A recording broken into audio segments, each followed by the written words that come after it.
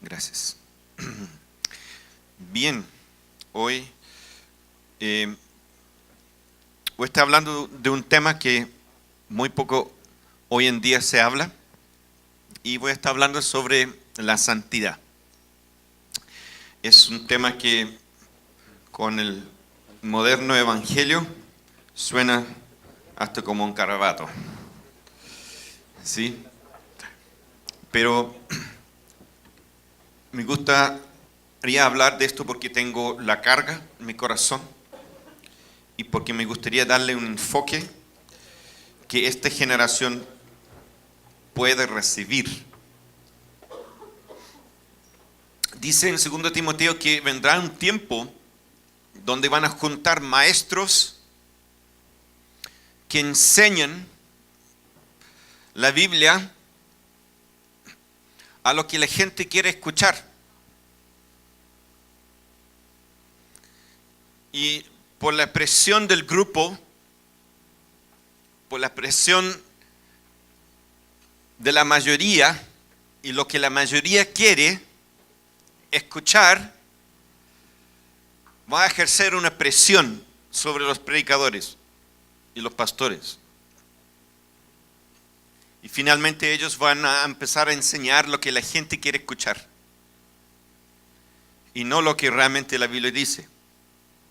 Y va a ser difícil de predicar el evangelio mientras que el tiempo va avanzando, va a ser cada vez más difícil. Y dice, no soportarán la sana doctrina. Porque la sana doctrina nos confronta y nos lleva a vivir una vida que es agradable para Dios. Nos lleva a vivir una vida que es agradable para Dios. Cuando una generación de hombres y mujeres son arrastrados por sus deseos carnales, esos deseos y la carne, dice la Biblia, están en enemistad con Dios. Entonces, mientras nos dejamos arrastrar por nuestros deseos y pasiones, nos vamos a encontrar en enemistad con Dios. Y como la masa va para allá y va a ser la mayoría, te vas a encontrar difícil enseñar la doctrina correcta o pura. Si eso es lo que nos espera en el futuro, por lo cual hoy me paro acá con la influencia de esta generación, con la onda de esta generación, haciendo un mensaje que es posible oír por esta generación, pero que no cambie lo que está escrito aquí en esta Biblia. ¿Me entienden? Y vamos a hacer el intento, ¿sí? Bien, esto está en Tesalonicenses, que voy a hablar de un pedacito de un capítulo, 1 Tesalonicenses 4, 1, y vamos a leer de ahí en adelante. Dice en Tesalonicenses capítulo 4, versículo 1. Por lo demás, hermanos, les pedimos encarecidamente, en el nombre del Señor Jesús, que sigan progresando en el modo de vivir que agrada a Dios, tal como lo aprendieron de nosotros. De hecho, ya lo están practicando. Ustedes saben cuáles son las instrucciones que les dimos de parte del Señor.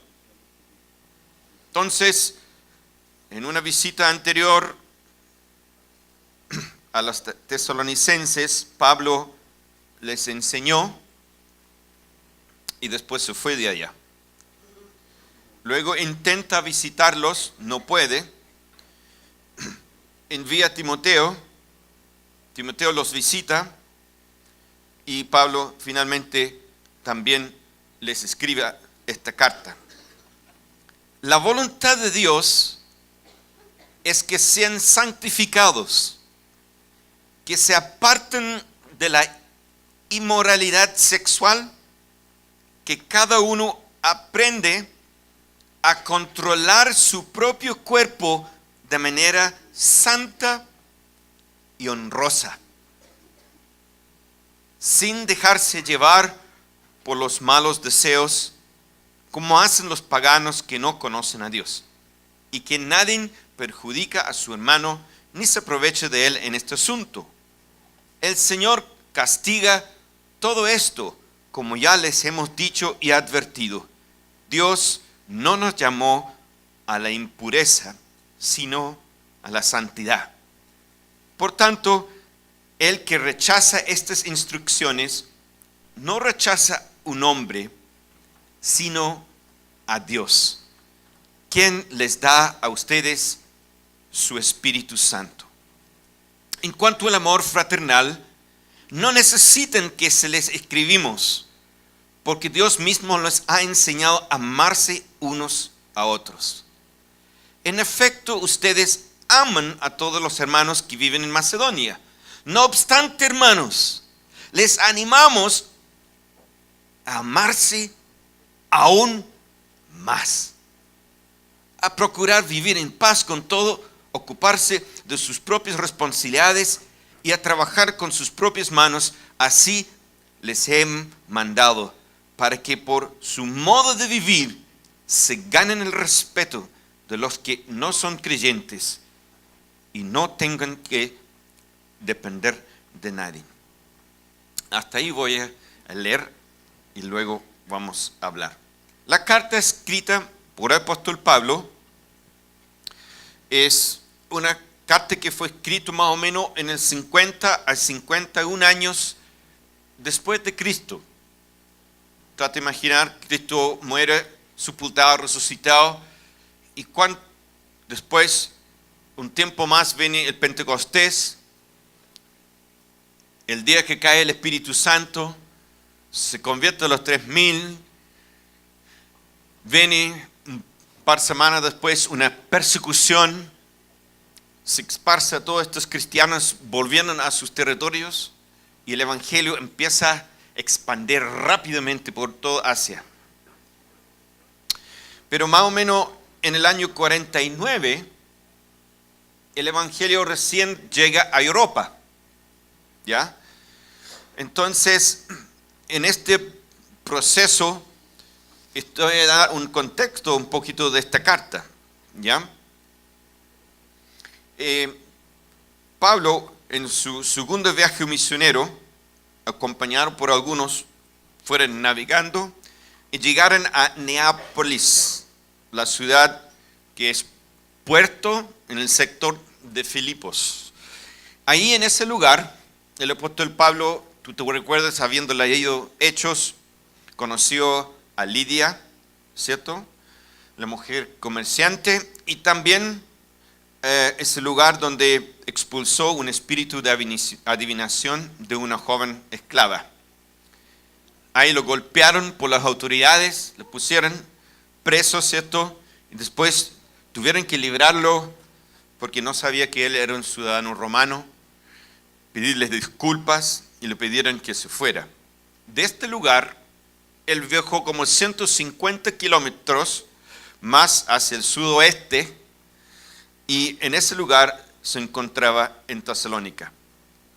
Y ahí entró en las sinagogas y predicó así, Cari Pablo, el Evangelio, y pasó varias semanas ahí, y ahí empezaron a convertirse mucha gente noble, gente de la sociedad alta, de distintas personas, entre ellos, ¿cierto?, judíos y gentiles. Habían gentiles que iban a la sinagoga, y todos ellos creyeron en el Evangelio, aceptaron el Evangelio.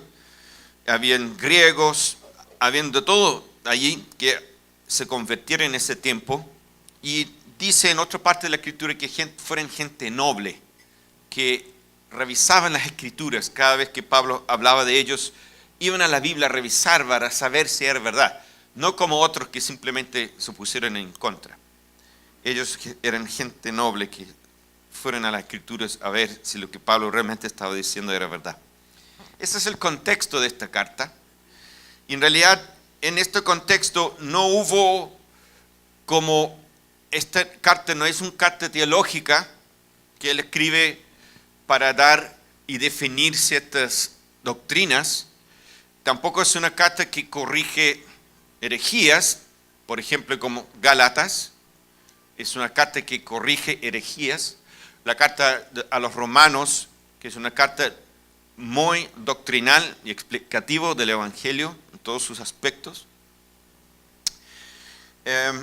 Tampoco es una carta pastoral así muy larga, así como 1 y 2 Corintios, que explica sobre cómo vivir la iglesia, el cuerpo de Cristo, los dones. Entonces, esta carta no es en ninguno de estos sentidos. Esta carta está enfocada a una buena iglesia que tiene fe. Es una iglesia que en general se aman entre ellos. Y Pablo había intentado 2 veces ir a visitarlos y no pudo. Entonces mandó a Timoteo a visitarlos. Y Timoteo vuelve con un buen reportaje de esta iglesia. Fue una iglesia que apoyaba a Pablo también con ofrendas. Y había una estrecha relación entre ellos y Pablo, el apóstol Pablo. Un anhelo de estar juntos, tanto de ellos, tanto de Pablo, pero Pablo no pudo llegar allá. Así que me envió a Timoteo. Timoteo volvió diciendo, estos son gente que se aman, estos son gente que tienen fe. Si te gusta, para ver eso, en el capítulo 1, me encanta, porque habla de la fe, del amor, ¿cierto? Y la esperanza. Y dice en versículo 2, siempre damos gracias a Dios por todos ustedes cuando nos mencionamos en nuestras oraciones. Les recordamos constantemente delante de nuestro Dios Padre a causa de la obra realizada por su fe, el trabajo motivado por su amor y la constancia sostenida por su esperanza. El amor, la fe y la esperanza fue parte de la vida de esta iglesia.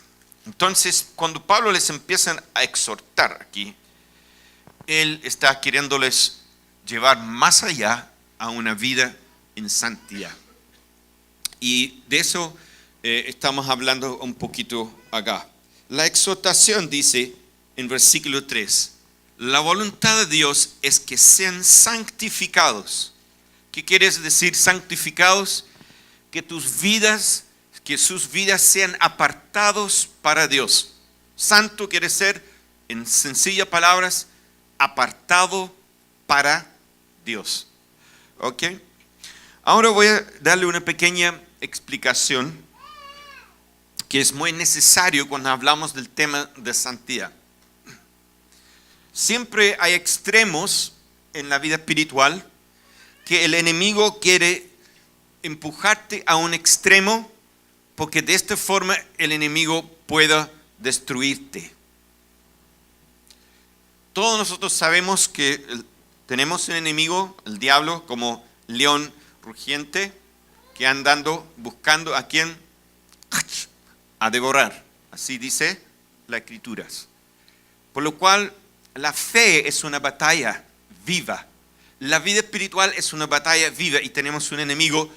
Y tenemos que vivir esta vida cristiana aplicando las enseñanzas del apóstol Pablo, de Jesús a nuestra vida, y vamos a vencer el enemigo.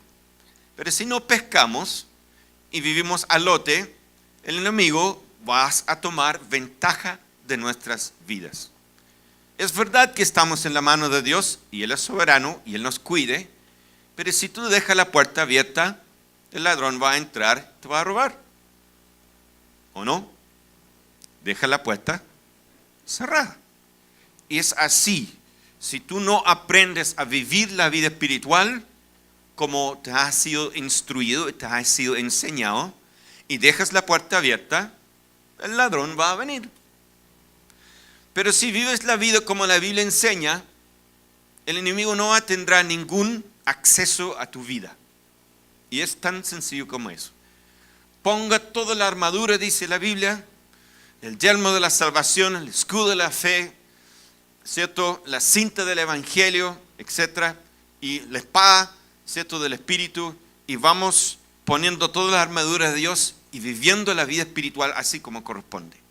Cuando aquí adelante nosotros te hacemos una invitación a que tú te unes a un grupo de oración, te estamos diciendo, oye, póngase la última de esa armadura. ¿Quién lo conoce? ¿Cuál es la última de toda la armadura? Te voy a pillar, si conoces tu Biblia. ¿Cuál es la última de toda la armadura que el apóstol Pablo exhorta a los efesios que se ponga? Dice, ora en el Espíritu, en todo tiempo, con todo ruego, con toda súplica, ¿o no? Orando en el Espíritu. Eso es la última de las formas que el apóstol Pablo explica para que tú vivas tu vida espiritual. Orando, viviendo, orando en el Espíritu. ¿Ok? Bien. ¿Cuáles son los extremos que el enemigo te quisiera empujar acá cuando hubo el mover de avivamiento en el movimiento pentecostal? Fue un movimiento de santidad. ¿Sabía eso, no? Y el movimiento de santidad los exhortaba a la gente a apartarse de todo y vivir sus vidas santo y puro para Dios. Y después lo convirtieron, estas convicciones que el Espíritu Santo le estaba hablando, los convirtieron en pequeñas leyes. Los 3 P's: sin pelo, sin pantalón y sin pintura.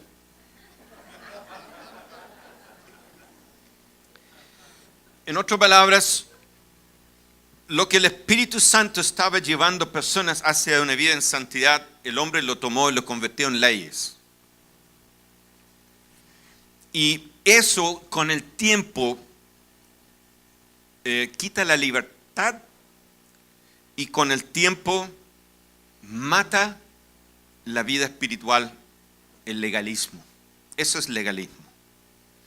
Por otro lado tenemos otro extremo que es, nos gozamos de la comprensión de la gracia. Hay varias iglesias que en sus enseñanzas la gracia es fundamental, lo enseña, y la iglesia en general vive en tanta libertad que se convierte en libertinaje, o más bien cristianos que viven su cristianismo, pero hay tantas cosas en sus corazones porque basan su vida en este principio: todo me es lícito, porque soy libre. Y ellos empiezan a beber y comer cosas que finalmente roban la vida espiritual. Y el mal entendimiento de la gracia nos lleva al otro lado.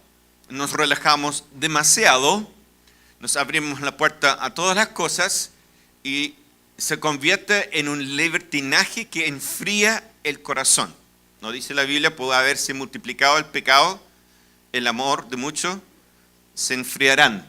Entonces, con ese libertinaje que se produce en un mal entender de la gracia, finalmente el corazón se va enfriando. Entonces, por este lado tenemos un corazón que cree en la gracia y la libertad que se ha enfriado. Y por este lado tenemos un corazón que ama la santidad y la ha convertido en leyes. Y ambos no nos sirve, ninguno de esos extremos. Tenemos que navegar ahí en medio. No queremos que el legalismo. Tenemos gente a la puerta ahí, te imaginas ahí a Luis en la puerta. Cualquier persona que tenía blue jeans y zapatillas no le deja entrar. Teníamos todo afuera. ¿O no? Por otro lado, un corazón que se ha enfriado porque está llena de ídolos.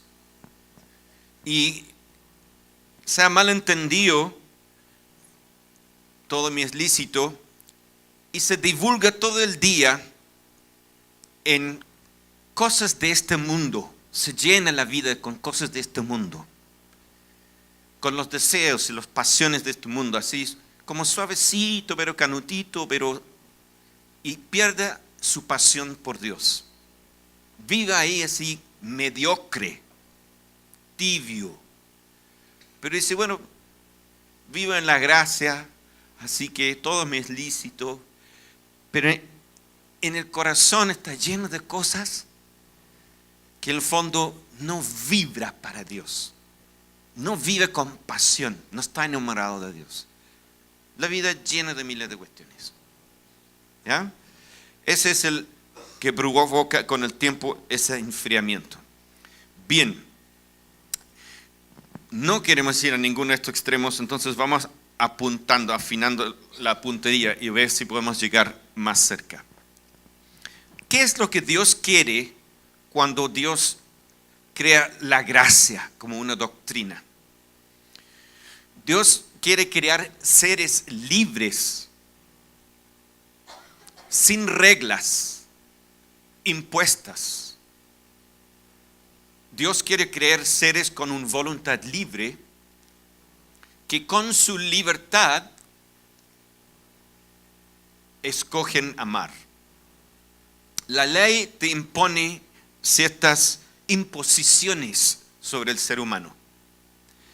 Jesús vino, nos toma a nosotros, ligado al antiguo pacto, prometido a cumplir la ley por medio de unas palabras que dijo el pueblo de Israel en Éxodo 24, donde Moisés bajó del monte y él leyó la ley frente a todo el pueblo de Israel, hizo un sacrificio de sangre, todo el pueblo dijo, y nosotros lo consideramos buena la ley y lo haremos, lo vamos a obedecer, todo es su ley. Y no se dieron cuenta que se metieron en un problema. Representantes de la raza humana se comprometieron a obedecer la ley y en su naturaleza humana eran incapaces de cumplir la ley. Por lo cual la Biblia dice que la ley condena.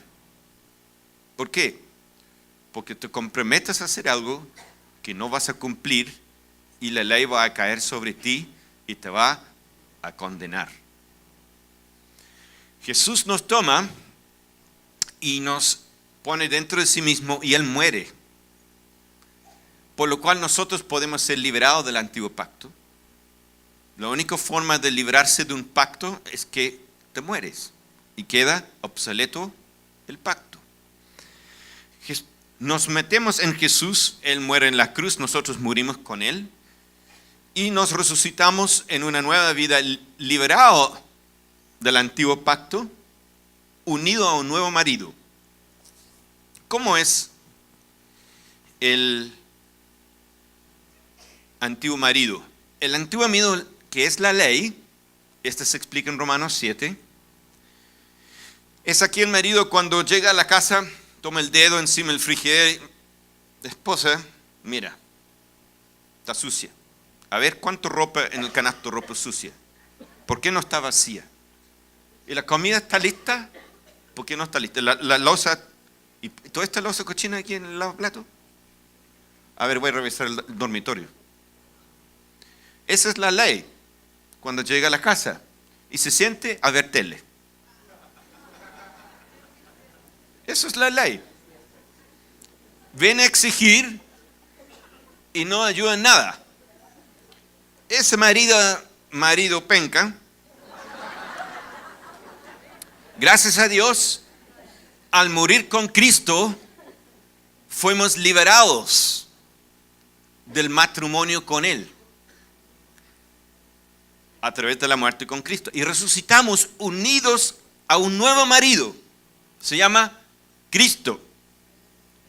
Ese nuevo marido, la primera cosa que él hace es, no revisa el frigider, sino dice, ven para acá, yo te voy a dar un ayudador, el Espíritu Santo.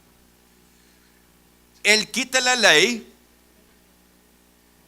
y te regala el Espíritu Santo. Un marido que cuando llega a la casa dice, mi amor, ¿en qué te puedo ayudar?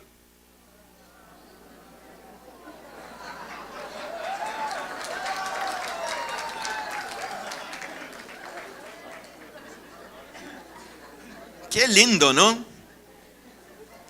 A mí me encanta estar casado con Jesús, porque su Espíritu Santo vive en mí, me quita las exigencias y me ofrece la ayuda.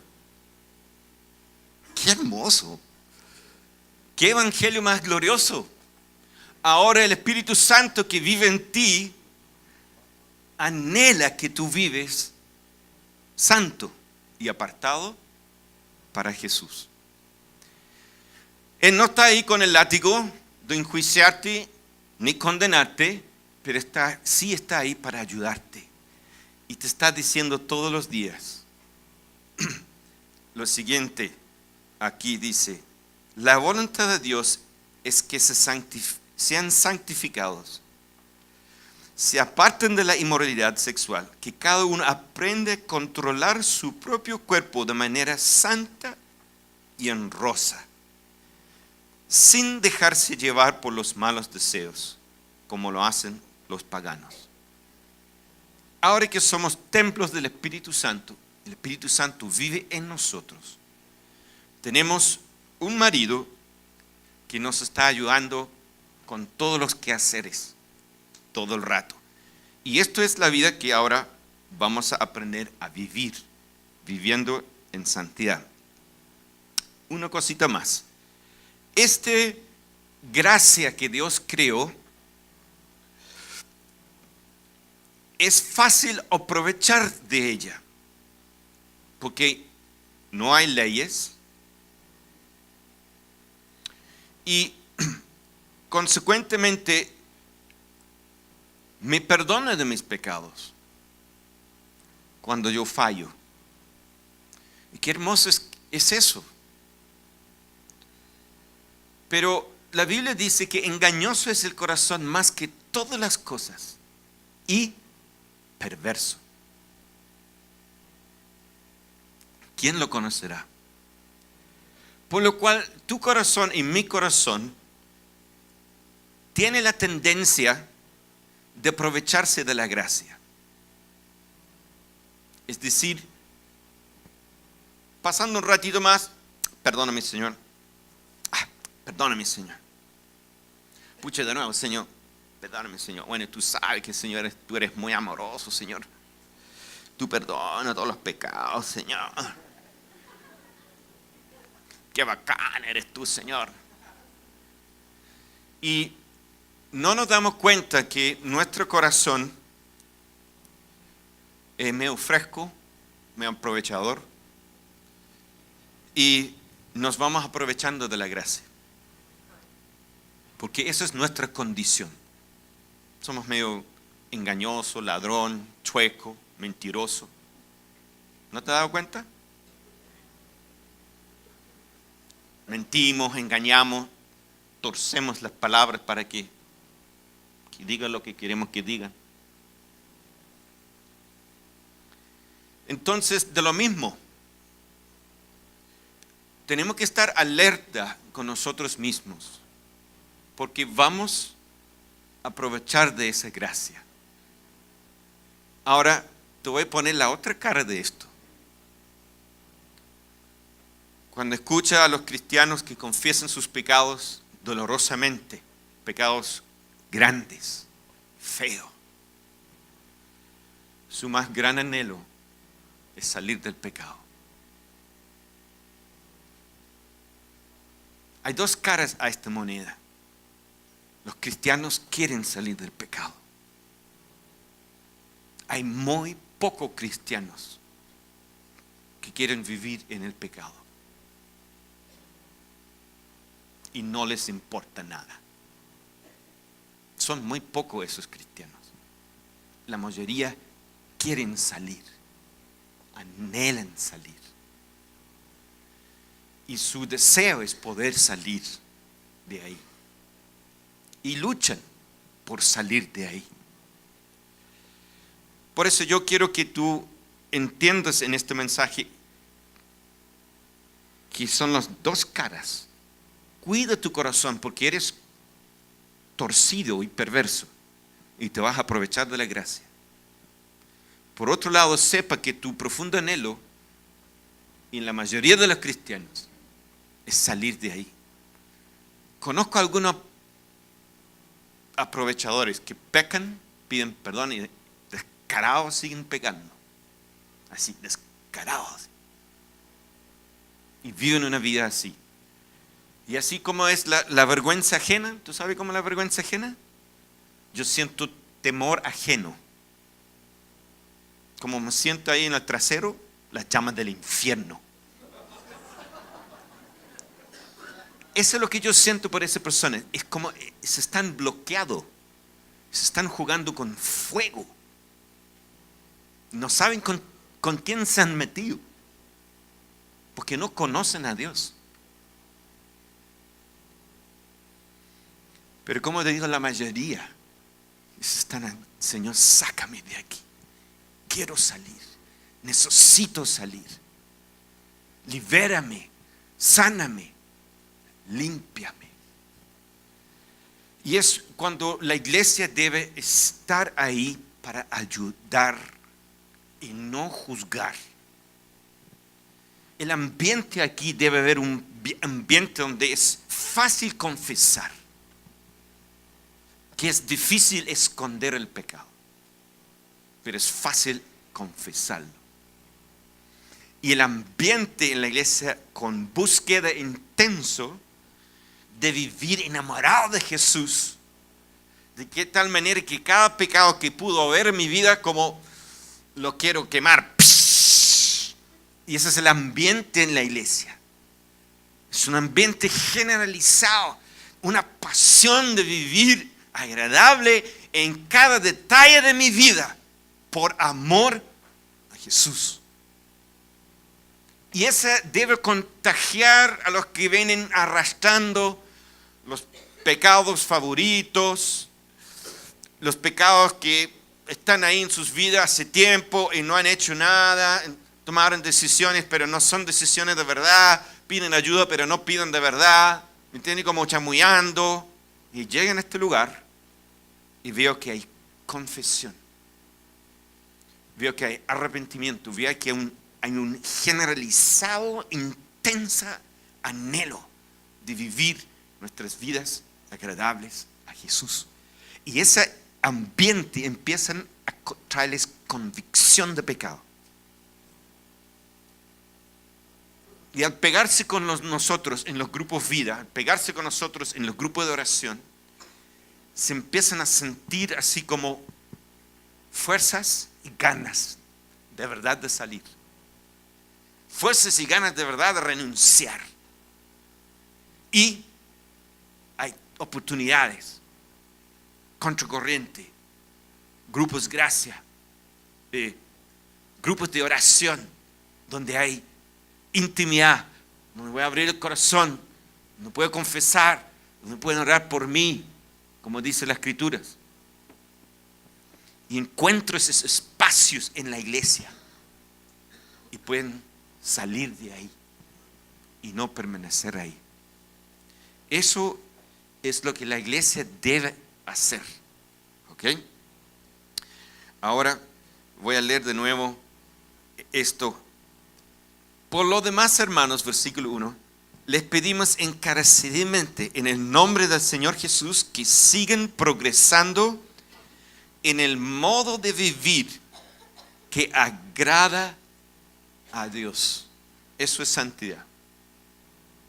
Vivir en la modo de vivir que agrada a Dios. Bien, que ahora hemos entendido la gracia, el legalismo, que hemos entendido las dos caras, que el anhelo de salir del pecado y lo engañoso de nuestros corazones, que pueden llegar a aprovecharse de la gracia. Están ojo constantemente con esto. Quiero llevarles a donde Pablo dice, todo me es lícito, 1 Corintios 6, 12. .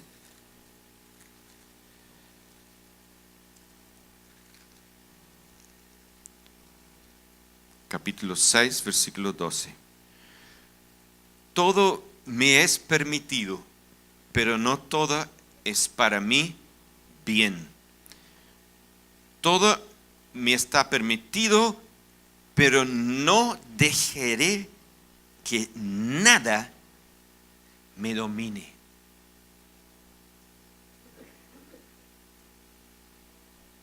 Los alimentos son para el estómago y el estómago para los alimentos. Así es Dios.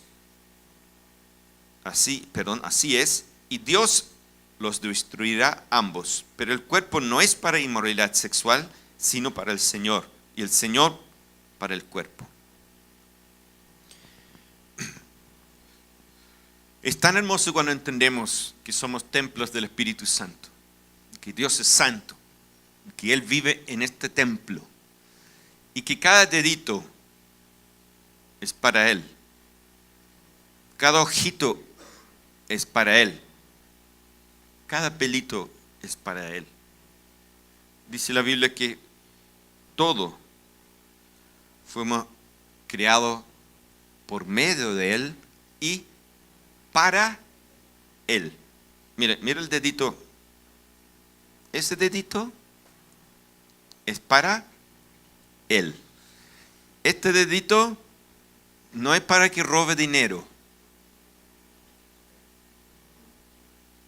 Este dedito no es para que haga inmoralidad sexual. Este manito es para Él. Y eso requiere que tú y yo dominamos este cuerpo. Como dijo aquí en Tesalonicenses, que cada uno aprenda a dominar a su cuerpo. Aprende a controlar su propio cuerpo de manera santa y honrosa.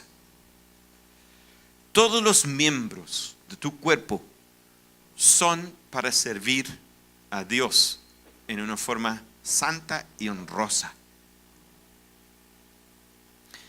El dominio propio, cuando el apóstol Pablo lo estaba predicando a un gobernador que se llama Félix, hablando del evangelio, y llegó al tema del dominio propio, se espantó, dijo: hasta aquí nada más, después te escuchamos más. Y no quiso escuchar más, porque los gobernadores con mucho dinero, muchas orgías, mucho tomar más allá de los límites, mucho orgías en aquel tiempo, y Pablo le estaba hablando sobre dominio propio y se asustó y dijo: hasta aquí, no me hablas más, porque le llegó convicción de cómo domina yo mi cuerpo, cómo lo manejo. Ahora, aquí hay muchas cosas que vienen a juego. Si el Espíritu Santo está dominando y reinando en este cuerpo se conduce bien. Se conduce bien en la área de comida. Se conduce bien en la área de controlar los impulsos sexuales. Se conduce bien en la área del carácter, del enojo. Se conduce bien en lo que es vivir como ciudadano de este país. Sus reacciones son respetuosos, son amables. Las palabras que salen de la boca bendicen y edifican a otros. Ese miembro tan difícil dominar. No habla chismes, no maldice, no habla mal de otros. Ahora, estas instrucciones prácticas. Pero si la vida interior no está, no vas a poder controlar la lengua. No vas a poder controlar los impulsos sexuales. No vas a poder controlar el enojo. No vas a poder controlar tus reacciones. Entonces, este llamado es, aunque somos una iglesia que promueve la gracia, somos una iglesia que amamos la gracia. Somos una iglesia que dice en el primer curso que la gente llegando a la iglesia, vamos a dar espacio a que las personas cometen errores y les vamos a amar incondicionalmente.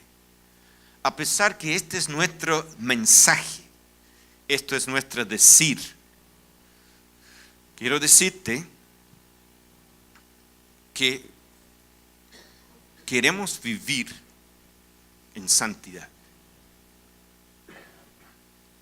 Quiere que cada palabra que salga de tu boca sea agradable para Jesús. Yo estoy muy lejos de ahí, pero yo lo anhelo. Fue David una vez que lo oró y dijo que los pensamientos y las meditaciones sean gratos a ti. Que yo no piense cosas malas. Ahora, nótense por favor, lo he estudiado. Nosotros vamos a ser juzgados, o podemos decir, evaluados por lo que hacemos. No por los pensamientos que pasan por nuestra mente. No por las luchas que pasan por nuestro ser interior. Vamos a ser evaluados por lo que hacemos. Es decir, los pensamientos feos van a pasar por nuestras mentes. Las tentaciones van a venir. Pero lo que nos determina es lo que hacemos. Es decir, es lo que se convierte en una acción. Una mujer puede estar luchando con, sea un comprador impulsivo, pero pasa por las vitrinas y dice no. Y lucha. Y tiene la plata, le quema para ir a comprar. ¿Ya? Así también un hombre con sus ojos. Lucha. Pero no se acuesta con otra mujer. Y esa mujer no compra. Es decir, son nuestras acciones que determinan. ¿Cuál es el problema? Es cuando los pensamientos se dejan desarrollar, se convierten en acciones. Pero si tomamos control de los pensamientos anterior que se convierten en acciones, no hemos cometido en esencia el acto del pecado, aunque haya pasado por tu mente. Lo que nos define son nuestros hechos. Aún dice la Biblia que un hombre que mira de forma impropia a otra mujer ya ha cometido adulterio. ¿Sí o no? Sí. Por lo cual ahí tú tienes David diciendo, Señor, que mis pensamientos sean agradables a ti. Así que esta es una gran lucha cada día. ¿Cómo la vivimos? La mejor forma de vivir esta vida es vivirlo intensamente enamorado de Jesús. Mira, déjame decirte algo. La cosa más asquerosa es tener una lista de reglas para salir en el día y obedecer esas reglas. Llegar en la noche, haber fracasado con esta lista de reglas es vivir horriblemente deprimente. Pero tener una relación de amor con Jesús, salir en la mañana y por razones de querer agradarle su persona, yo lucho por amor a Él. Este se vuelve vivir en santidad, se vuelve a la riqueza de relación. Tú amas a Jesús y por lo cual tú vives queriendo agradarle a Él en persona. Y si te tienes que decir no a una tentación, dices, Señor, por amor a ti, yo digo no a esto. Por amor a ti, no voy a hacer esto. Y lo que se desarrolla ahí es una relación de amor que libera la gracia y el poder en tu vida para vivir de forma santa. Si intentas ponerte reglas, no lo vas a lograr, porque la naturaleza humana no puede obedecer reglas. Pero la persona que quiere vivir agradable a Dios cuenta con el respaldo de la gracia y el poder de Dios en su interior para vivir agradable a Dios. Y esto es la esencia de la santidad y la esencia del Evangelio. Vivimos por amor, obedecemos por amor y crecemos en amor y crecemos en pasión. Definí, no sé si lo pusimos en la pantalla la otra vez, pero pasión es la capacidad de renunciar a todos los otros amores por un solo amor. Es la definición más clara, explícita que he encontrado por pasión cuando hablamos en términos de Biblia y Dios. Es la capacidad de renunciar y perder todos los otros amores por un solo amor. El mercador de buenas perlas, el tesoro en el campo. Jesús decía, si no odias aún tu mamá, tu padre y tu propia vida, el amor más grande es amar a nuestro yo, y por eso no amamos a Dios. Es renunciar ese amor del yo. Es como el último ídolo que tenemos que renunciar para que la pasión se vuelva real e intenso para Dios. Es cuando tú decides renunciar el yo, el amor a ti mismo. Y en eso queda parado un solo amor, y eso es por Jesús. Y ahí entonces viene el poder de Dios para respaldarte a que tú vives tu día momento a momento agradable a Dios. Fue intenso el momento en mi vida cuando vino el Espíritu Santo y trajo una profunda convicción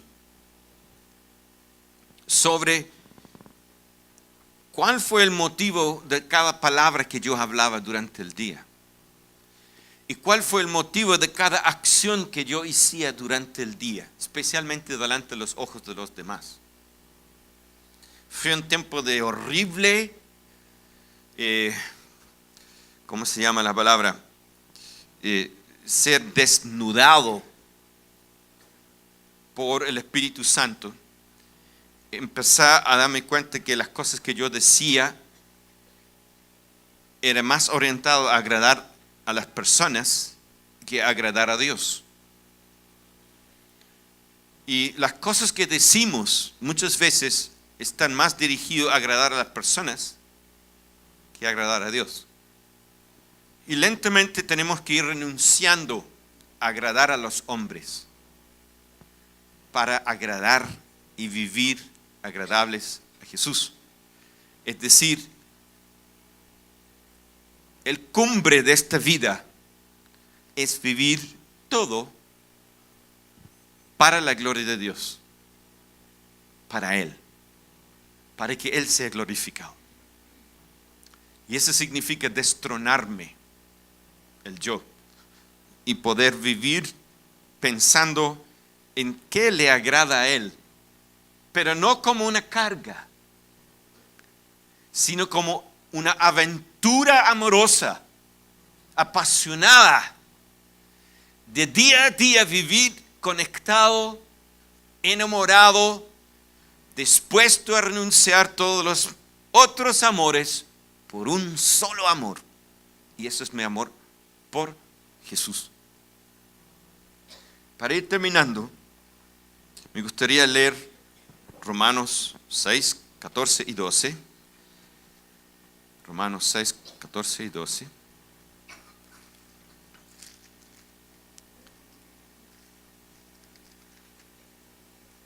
Son versículos claves en la comprensión de la gracia, la ley y la obra de Cristo habiendo muerto en la cruz por nosotros, lo que Él logró ahí por nosotros.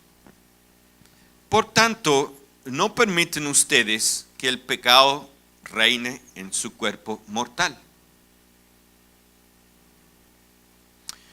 Tiene que entender que antes éramos esclavos del pecado. Aunque tú quisieras no pecar, tú pecabas. Aceptaste a Cristo en tu corazón, te uniste a Él, muriste con Él, resucitaste con Él a una nueva vida. Ahora estás casado con un nuevo marido que está ahí para ayudar. Mi amor. ¿Con qué te puede ayudar? ¿Ok? Por lo cual, teniendo la ayuda del nuevo marido, Él está ahí.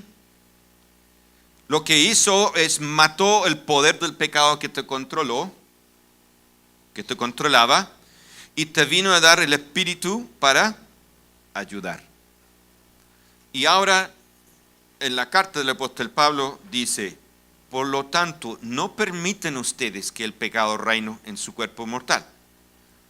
¿Por qué no debe permitir? Porque el pecado no te domina. No tiene poder sobre ti. Ese poder que tenía sobre ti fue rota. Y tú ahora puedes decir no.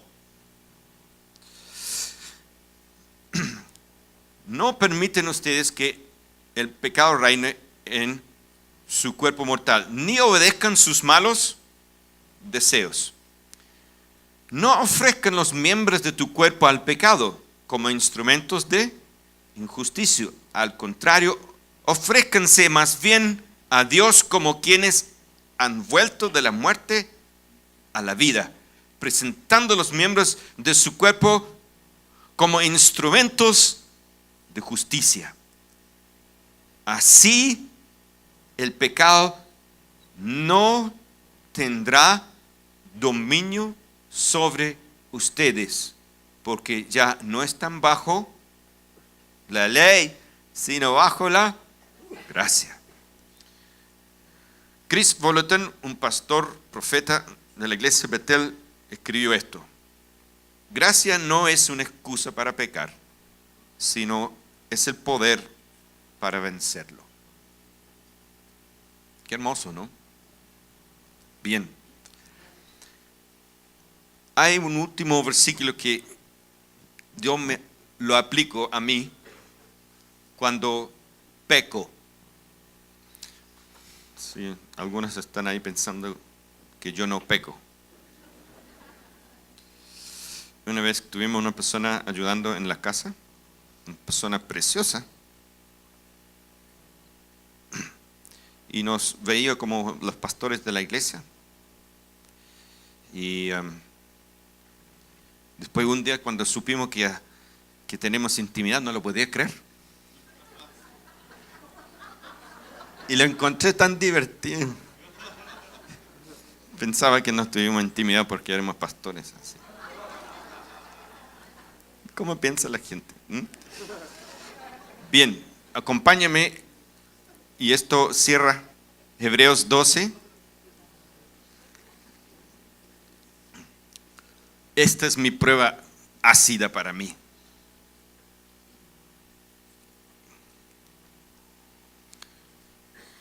Hebreos 12.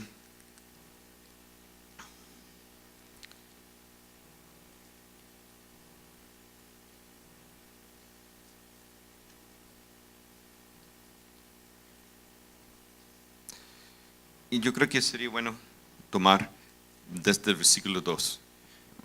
Fijémonos la mirada en Jesús, el iniciador y perfeccionador de nuestra fe, quien por el gozo que él esperaba, soportó la cruz menospreciando la vergüenza que ella significaba. Y ahora está sentado a la derecha del trono de Dios. Así pues, consideren aquel que perseveró frente a tanta oposición por parte de los pecadores, para que no se cansen ni pierdan el ánimo. Mira a Jesús.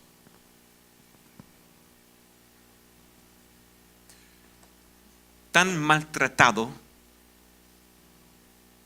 tan puesto en aflicción, y no pecó.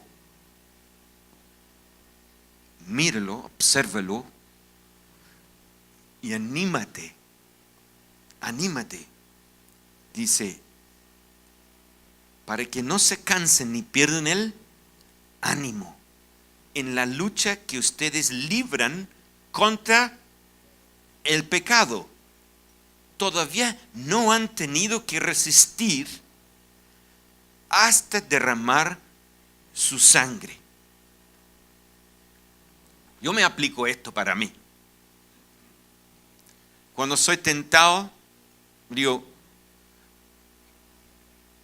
¿has resistido a no pecar hasta el punto de derramar sangre? ¿Qué es esa pequeña pasión? ¿Qué es esa pequeña tentación? ¿Qué es ese pequeño deseo que es tan agradable? ¿No puedes decir no a eso por amor a Jesús? ¿Qué te pasa? Este es yo hablándome a mí, ¿sí? No yo hablando a ti, ¿sí? ¿Qué te pasa? ¿Qué tanto amor tienes por Jesús? A ver. ¿No eres capaz de decir no a esa cuestión? ¿O a esto otro? ¿Dónde está tu amor? ¿Serás capaz de que te derrama tu sangre resistiendo contra el pecado? ¿O todavía no tienes esa clase de valentía en tu amor? Así yo me hablo a mí mismo.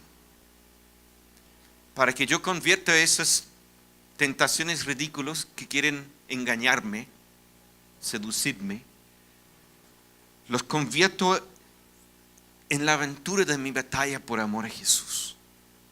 Y si viene otro y me pone el cuchillo, me dice, niega a Jesús, o si no, te entierra el cuchillo.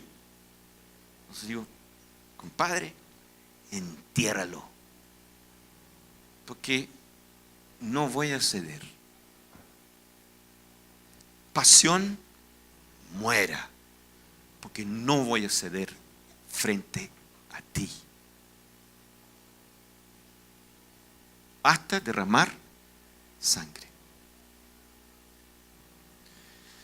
Esto es un mensaje dirigido a poner un enfoque claro sobre la santidad, el equilibrio entre la gracia y la ley, a comprender el nuevo pacto bello con el nuevo marido que esté ahí para ayudarnos y desafiarte a que tú vives en santidad, que tú amas a Dios con todo tu corazón, que te eliminas todo el pecado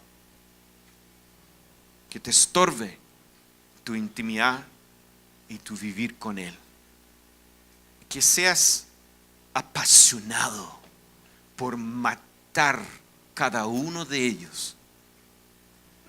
Como el Jehú en la Biblia, que fue despedazando los ídolos que desviaba el corazón de Israel. Despedázalos por amor a Jesús. ¿Sí? Cerremos los ojos.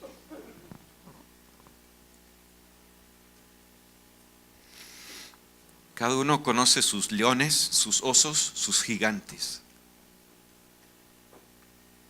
Cada uno sepa en este día que no hay gigante demasiado